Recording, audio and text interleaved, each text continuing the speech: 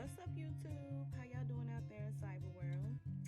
Well, I guess today I wanted to do. Well, I decided to do a story time for today.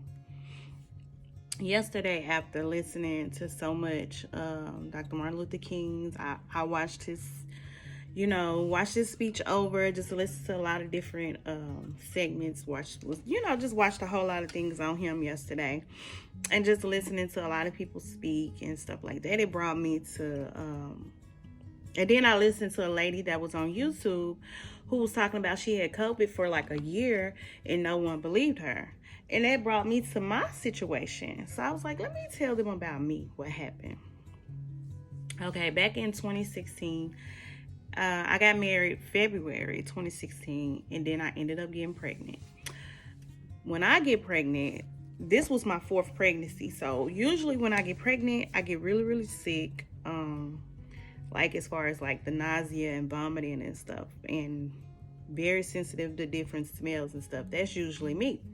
So this go around, I'm thinking, okay, I'm finna be sick. Woo, it is what it is.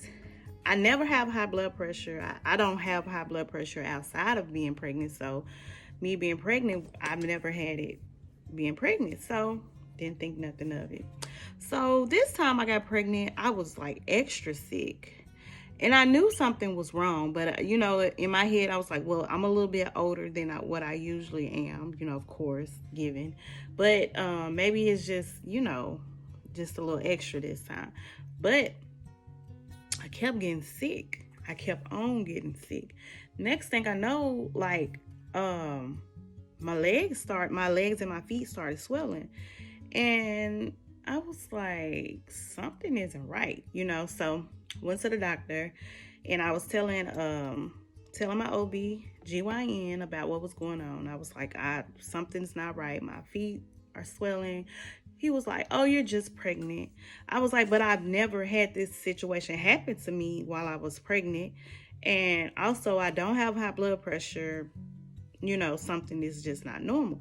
He was like, well, everything's checking out, whatever. So he didn't take me serious. So the next visit, I went back, and I started, like, my face started swelling this time. And I was like, something is not right. And he said, oh, we'll collect the 24-hour urine on you, urine specimen. I was like, okay.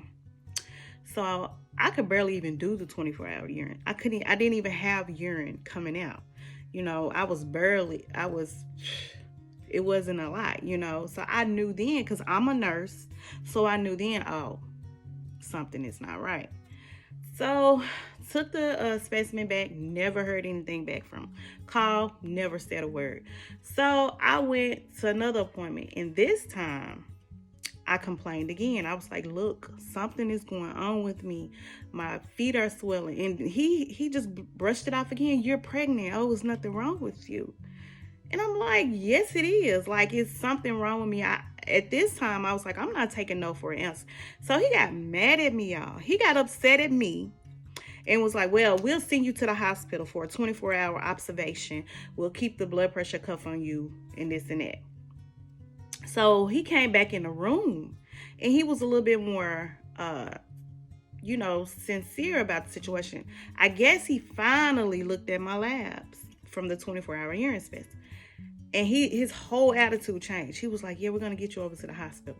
So I got to the hospital, and I called my husband and let him know I'll be here for, a day. They got to check me and see what's going on.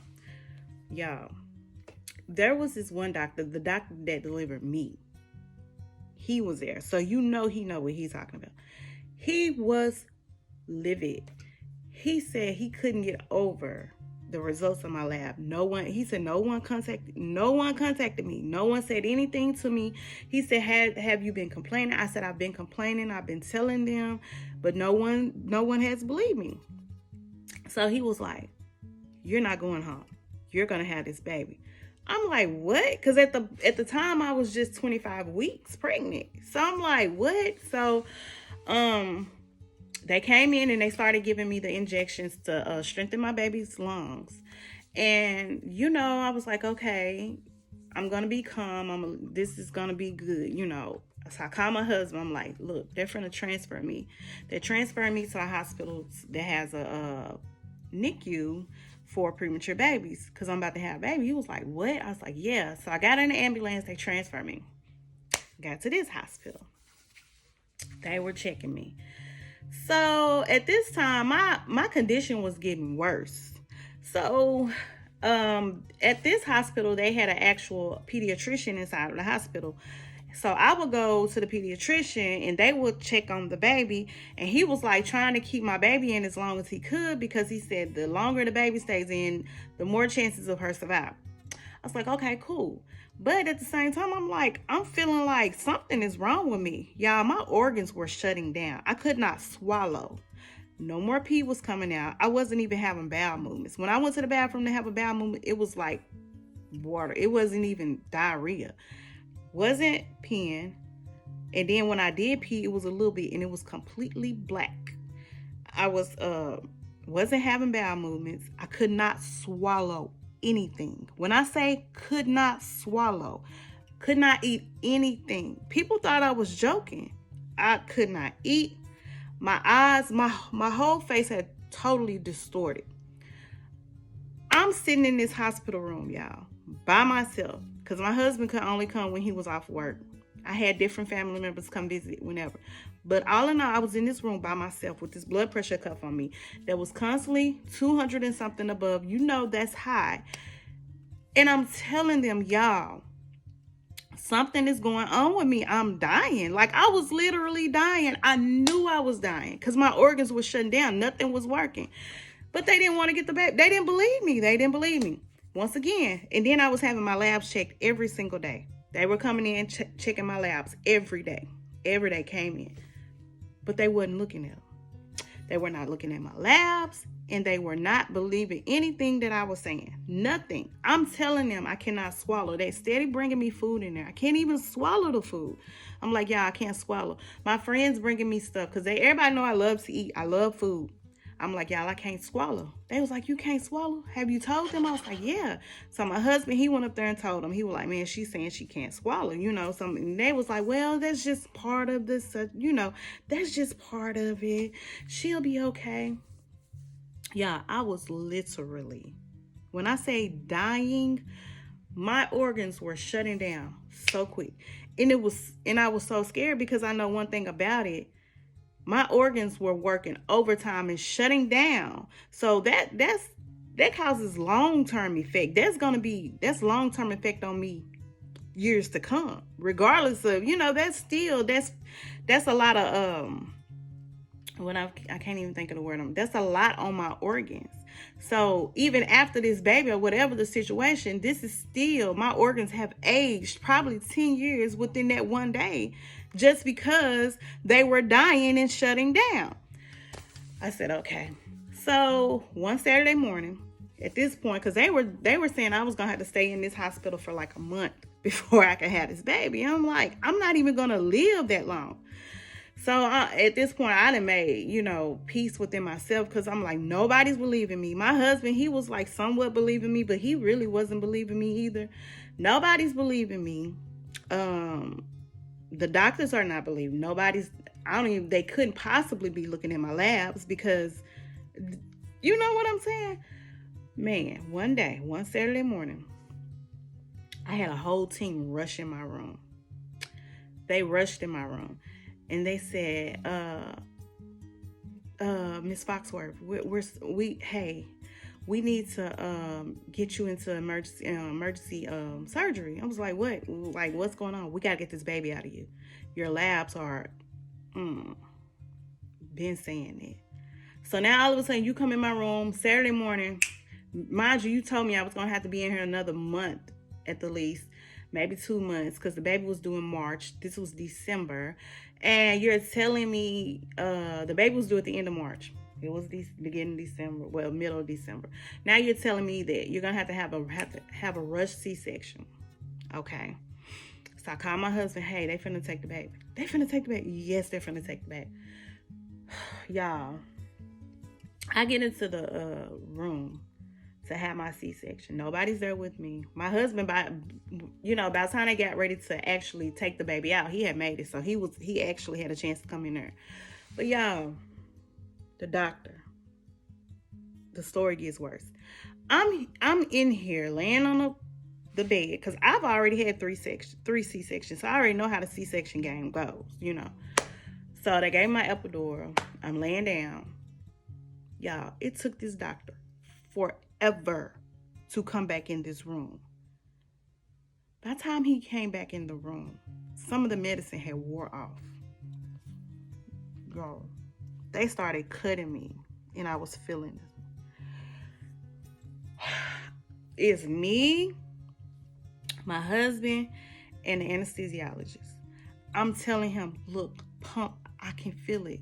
He's scared. So he started pumping me with more medicine because he was like, I told him, he knew the situation because I'm pretty sure they were all gossiping about, like, where is this doctor? She's been laying here. So he already knew that some of the medicine probably had wore off. Now, I'm not saying I could just feel it cutting, but I could feel it. You're not supposed to feel anything, You're supposed to feel a little pressure, but not what I was feeling. So, yeah, at this point, it was no turning back. So he's pumping me. He's pumping me with more medicine. Y'all, the man was pushing down on my belly, getting my baby out. Y'all, I could feel it. It was horrible. So they ended up tying because I had to get my tubes tied because I'm in my I was just 31. Was I 31? Yeah. 31 years old. This is my 4th C-section. I had to get my tubes tied. No way I could have another baby, especially after this situation. So they ended up delivering the baby. He didn't do a good job doing that. He didn't do a good job. Nothing was good. Everything was horrible. That whole experience was a freaking nightmare. So I ended up having to go home. They kept my baby, of course. By this time, I had her December the 17th. It was Christmas Day. That night, they called me. Miss Foxworth, we're going to have to rush your baby to Le Bonheur. I was like, what's going on? She has blood in her stool. So they rushed her to Le Bonheur. They were saying they always give you the worst case scenario. So they were telling me that she may have to have a colonoscopy, may have to have surgery. She may have to walk around with a bag for the rest of her life.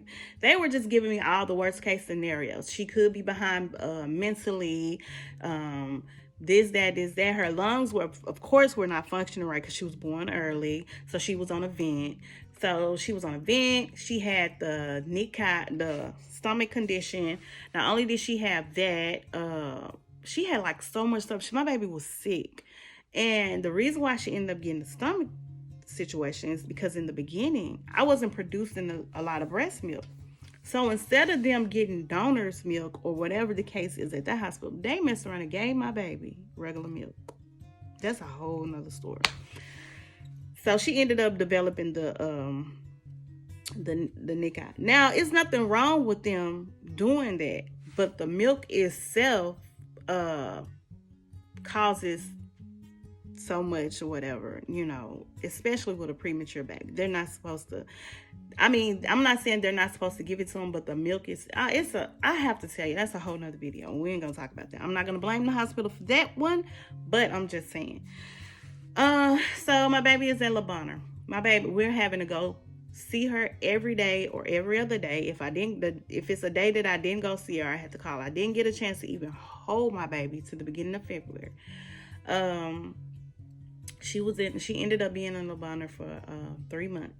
She was on a vent for a long time. So which they told me by her being on a vent for so long, she could have eye trouble moving forward. And then they were thinking she may have some liver damage, long-term liver damage, long-term eye problems, mental, everything. They were just telling me so much stuff. My baby is completely 100% healthy now. Praises to God.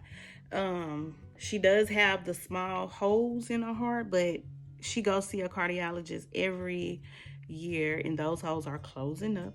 They're closing up. So, but I keep an eye on it. She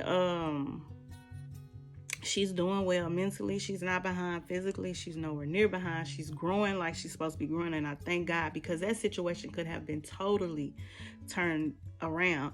But I had a lot of people really, really praying for me, and I thank God for that.